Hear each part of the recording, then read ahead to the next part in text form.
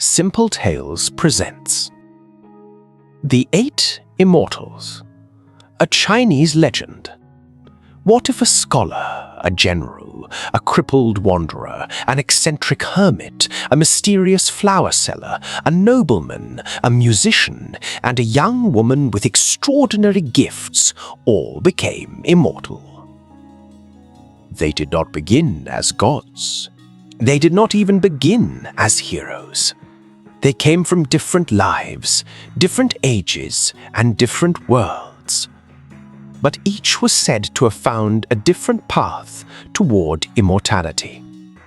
And together, they became one of the most beloved groups in Chinese legend, the Eight Immortals.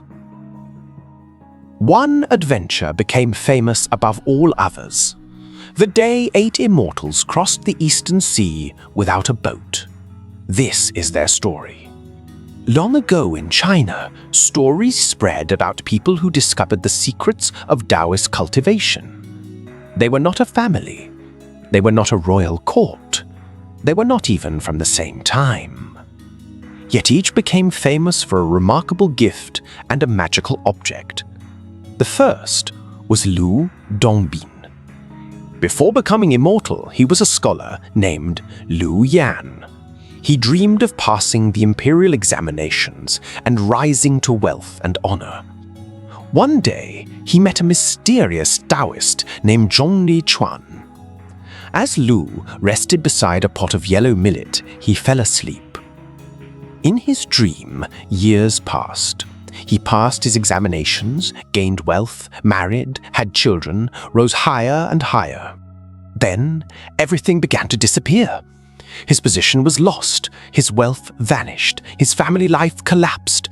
The life he had spent years building crumbled before him.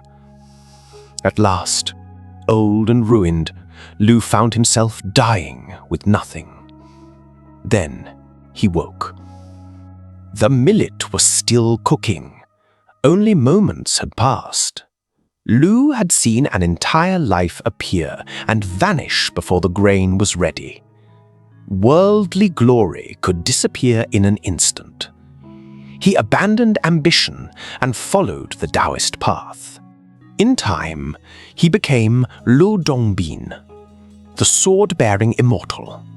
His sword became his emblem, and the Taoist who awakened him was Li Tieguai. He had been a general. But he abandoned military life and turned toward cultivation. He became a cheerful immortal with a round belly, flowing robes, and a feather fan. But it was no ordinary fan. In some legends, its wind could shake the heavens and even restore the dead to life. Then came Li Tieguai. Li was a devoted practitioner who could separate spirit from body. One day, he sent his spirit traveling far away. He told his disciple to guard his body until he returned. But the disciple received news that his mother was dying. Believing his master would not return in time, he cremated the body. When Li's spirit returned, there was nothing left. He found the corpse of a crippled beggar who had just died and entered it. From that day, he appeared with a twisted leg and iron crutch. That is how he became Li Tieguai, Li of the iron crutch. He also carried a magical gourd for medicine. Beneath the beggar's body lived an immortal spirit. Then came Zhang Guolao, an ancient hermit, eccentric even by immortal standards. He carried a strange fish drum called a yugu and a white donkey that could travel enormous distances. When Zhang finished riding, he could fold the donkey flat like a piece of paper and put it away. When he wanted it again, he sprinkled water over the paper and the donkey unfolded and sprang back to life. Then Lan Kaihi, perhaps the strangest of the eight. Lan wandered from town to town in unusual clothes, carrying a basket of flowers. Later traditions could not agree whether Lan was a man or a woman. Some stories describe Lan as male, others as female, some as almost childlike. People thought the wandering flower seller was a fool. They did not realize they were looking at an immortal. The flower basket became Lan's emblem. Then, Xianggu, the only one of the 8, traditionally represented as a woman. She was said to possess extraordinary gifts, to travel between mortal and heavenly realms, and to have learned spiritual arts that set her apart from ordinary people. Her emblem was a lotus that rises clean and beautiful from muddy water. And Cao Guoju, a nobleman connected to the imperial family who turned away from wealth and rank toward cultivation, carrying a jade tablet. And finally, Han Shangzi, a young musician whose flute could make flowers bloom. Nature itself seemed to answer his music. 8 Immortals. 8 extraordinary stories. Their legends became connected with Shi Wangmu, the Queen Mother of the West, and her legendary Peaches of Immortality. But whatever brought them to the Eastern Sea, one adventure became inseparable from their names. One day, the 8 reached the shore. Before them stretched an enormous expanse of water. No bridge, no road, no ordinary ship. Zhong Liquan looked at the waves. Lü Dongbin looked at his sword. Han Shangzi looked at his flute. And the immortals decided they would not need a boat. Each would cross in his or her own extraordinary way, using the powers and treasures for which they were famous. Lü Dongbin drew his sword. He cast it onto the sea. Instead of sinking, the sword floated. Lü stepped onto it, and the sword carried him across the water. Zhong Liquan opened his feather fan. A powerful wind rose. His robes billowed as the wind carried him over the waves. Li Tieguai lowered his magical gourd onto the water. The gourd floated. He climbed aboard, resting his weight upon his iron crutch. Zhang Guolao called his white donkey. The animal stepped onto the sea. And somehow, it simply walked, hoof after hoof, across the waves. Zhang tapped his fish drum as he rode. Lan Kaihe scattered flowers from the magical basket. The flowers landed upon the water and gathered around Lan. Shang placed her lotus upon the waves. The flower glowed beneath her feet. Cao Guoju raised his jade tablet. The water before him became strangely calm, and Han Shangzi lifted his flute. He played. A melody drifted across the sea, and wherever the music touched the water, flowers began to bloom. 8 immortals.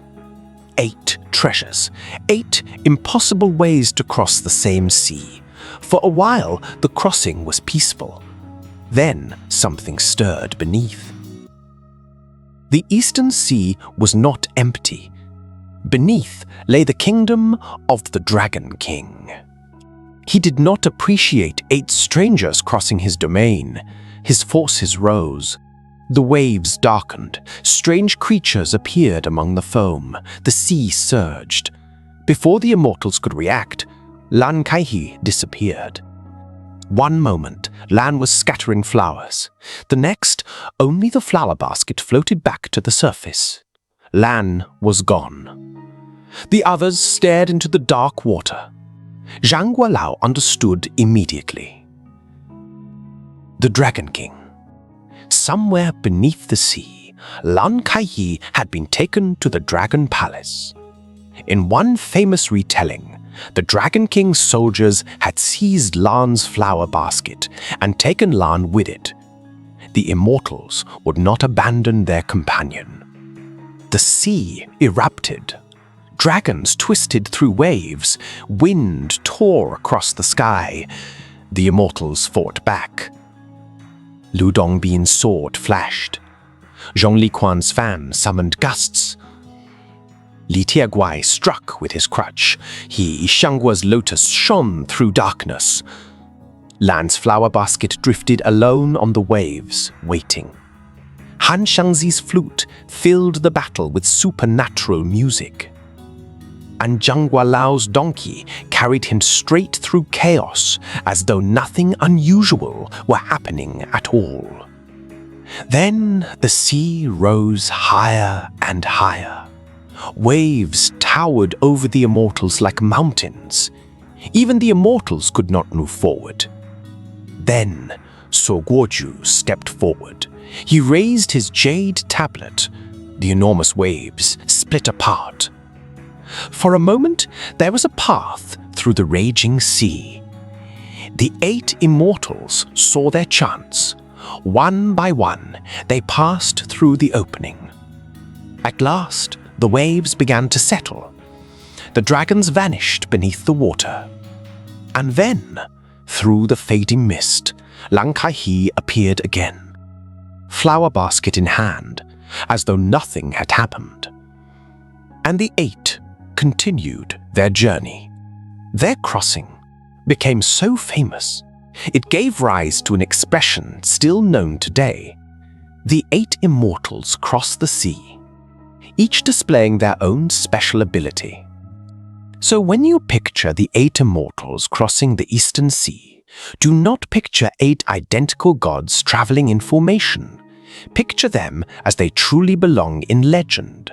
A sword flashing over the waves, a fan riding the wind, a gourd floating through the sea, a paper donkey coming mysteriously back to life, flowers drifting across the water, a lotus glowing beneath an immortal's feet, a jade tablet splitting the raging sea, and a flute whose music makes flowers bloom upon the waves.